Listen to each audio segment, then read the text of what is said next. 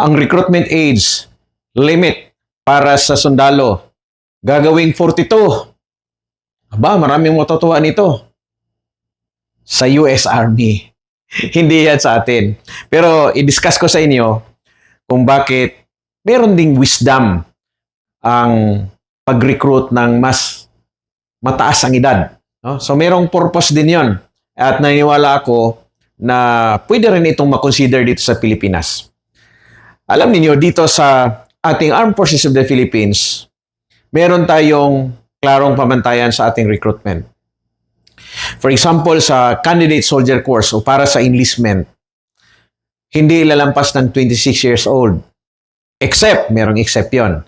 Kung ikaw ay pasok doon sa tinatawag na special enlistment. Ang tinitingnan parati dyan ay yung retirement age, 57.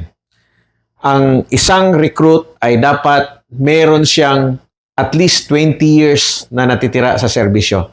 So kung sa special enlistment, dati, nung 56 pa lang yung retirement age, 35 ang limit. Para pagpasok mo, 36 ka, so meron kang 20 years.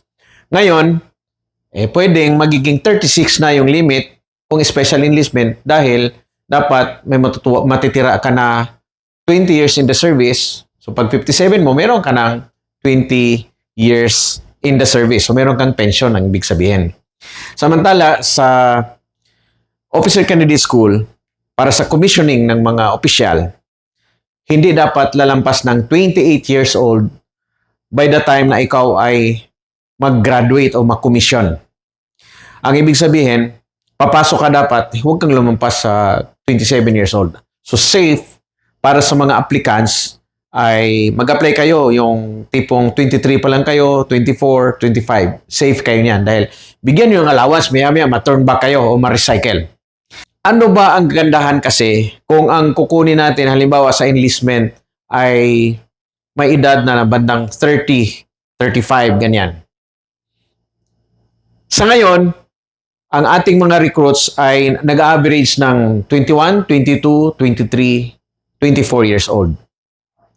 Ang observation naman doon, kulang pa sila sa experience. Ang iba nga dyan, straight from high school, mayroong 1 or 2 years lang sila na nakapagtrabaho. Ang iba, tambay, no? At nag-apply, no? To get a decent income. Ang kagandahan doon sa idea na lampas ng 30, kunin natin sa enlistment, ay meron na siyang prior experience. Ang mga applicants na yon ay naranasan na, halimbawa, kahit magsasaka, no? Nagtrabaho na siya sa kanilang lugar, meron na siyang mga experiences na madadala niya while in the service. Lalo na kung meron siyang profesyon na pinasok sa labas. Halimbawa, college graduate at halimbawa, techbook na lang, techbook. Siya ay mekaniko. Kung papiliin ako ng mekaniko na may TESDA NC2 na tipong 22 years old, 23 years old, at i-compare ko doon sa may TESDA NC2 at nakapagtrabaho na ng at least 10 years. Ang edad niya, 35 years old. Galing siya sa, halimbawa, sa service center ng Toyota o Mitsubishi. Alin ang pipiliin ko dapat? Siyempre, yung may experience, di ba? Kasi, hindi naman pwede puro theory lang. Ang iba, may NC2, ganito, ganyan. Pag trade test mo, sige, okay. Pero actually, apprentice lang din sila. Baguhan lang din sila. Mas maganda pa rin yung marami ng naranasan. Tama ba? So, yun yung tinatawag na wisdom behind doon sa pag-consider na siguro mas mataas ang edad ang kukunin para sa mga recruits ng, especially dito sa commissioning, no? Para sa enlistment. At nung napost ko ito nung unang araw because of that advisory from the US Army, wherein 42 years old, pwede nilang ipapasok sa serbisyo.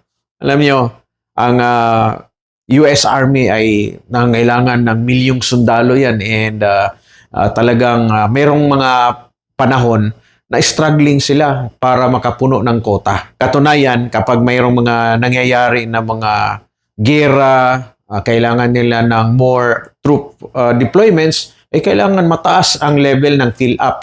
Sa atin, sa totoo lang, hindi tayo problema sa ating mga recruits. Hindi tayo problemado.